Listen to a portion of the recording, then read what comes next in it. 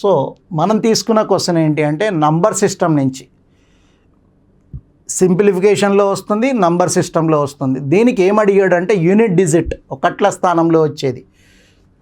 మరి ఇక్కడ చూడ్డానికి నంబర్స్ చాలా పెద్దగా ఉన్నాయి. What is the unit digit in 6374 whole power 1793 and into 625 whole power 317 into 341 whole power 491.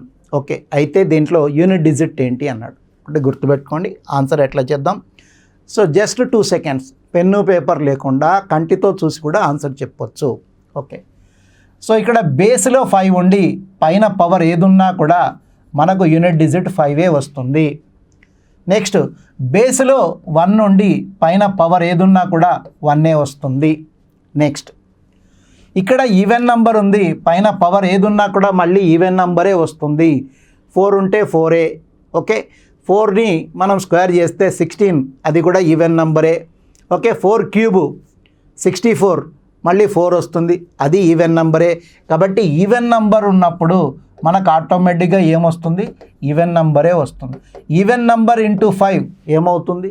So 2 5 10 అవుతుంది, 4 5 20, 6 5 30. అంటే యూనిట్ డిజిట్ ఏమొస్తుంది? ఆటోమేటిక్గా 0 వస్తుంది. కాబట్టి మనకు వచ్చేది ఆన్సర్ ఏంటి? 0. సో ఇది మనం ఈజీగా పెన్ను పేపర్ లేకుండా ఈజీగా ఆన్సర్ చేయొచ్చు. చాలా ఈజీగా అంటే విత్ ఇన్ ఫ్రాక్షన్ ఆఫ్ సెకండ్స్లో ఆన్సర్ చేసే అవకాశం ఉంటుంది. కాబట్టి ఈ రూల్స్ మనకు తెలిసి ఉండాలి. ఓకే.